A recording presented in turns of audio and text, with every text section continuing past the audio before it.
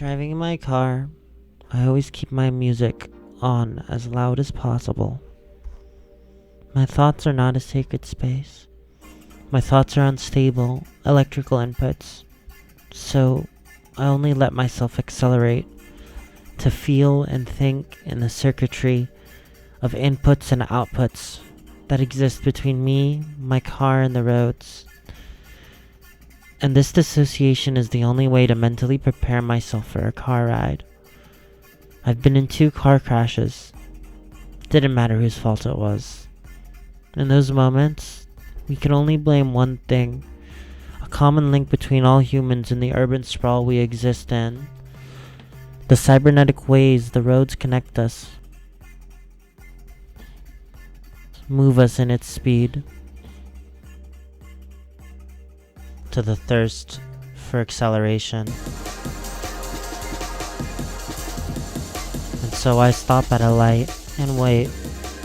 The dreadful red only covers my vision. A stoplight.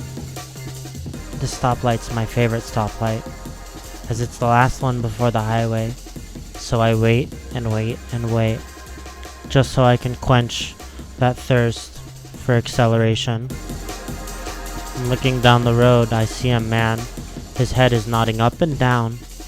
Midnight, and Arizona's infamous heat still burdens its denizens like an eternal weight of consequences. And I only thought and looked onto acceleration, to speed, to the desire it fulfills. The acceleration and its consequences, so to say, gives me the comforts of an AC down my whole body, so I can comfortably sit in this adrenaline-filled experience, an experience I have nightmares about, anxiety that I can only drown out with the sound of an engine and music blasting. And the poor man, I thought, such a disparity. Although this car isn't mine, he has nothing. And what does that mean? He lives as a passerby to the amount of accelerated meaning behind the wheels and asphalt roads around him, the smell of gasoline, the burning desires of acceleration, the dangers and risks of steel moving at such high speeds. And so I sat and turned off my AC and let the heat eat me, burn me, use me as fuel.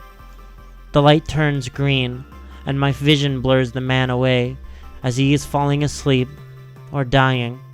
Who knows, I thought. Acceleration destroys us all in unique ways, and the bio-cybernetic feedback loop resumes, a closed circuit of rejoicing impulse and motion. As I enter the highway, I sat and let my foot loose. The needle jumps up to 5,000 rotations per minute, and I let my car zoom down the highway. I've always been cautious of speed, inherently afraid of acceleration, but this is a mindset I still cannot grasp. So I ponder it, wonder about how we can live such strenuous lives.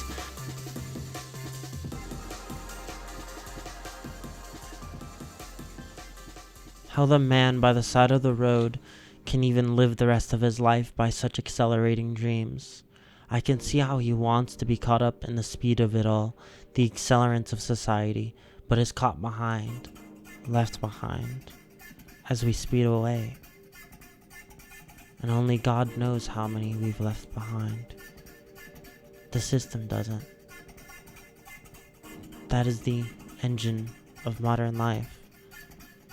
And that's just entropy. The system doesn't. That is the engine of modern life. And that's just entropy. And that's just entropy. And that's just entropy.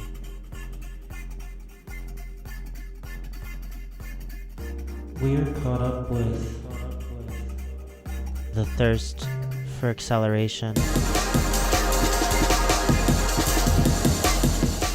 So caught up with it. So out of our minds.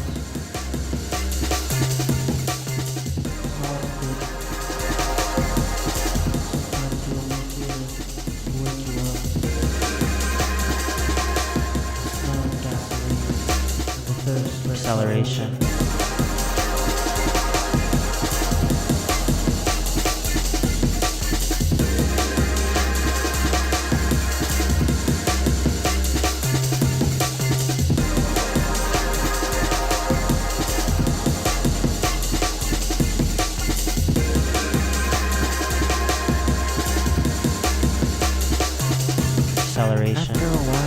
start to wonder, does the heat ever really stop?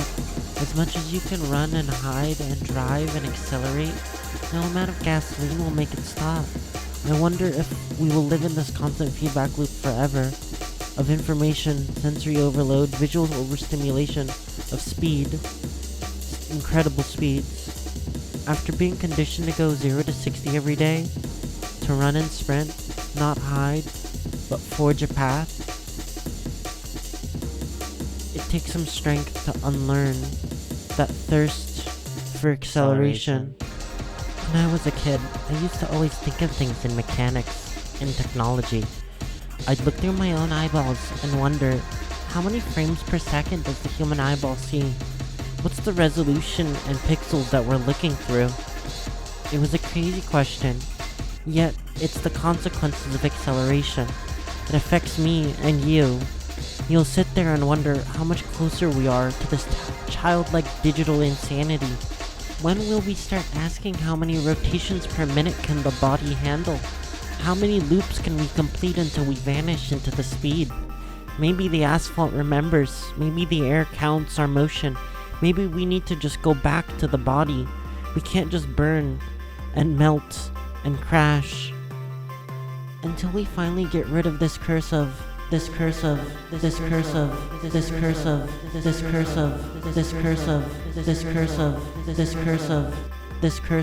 acceleration.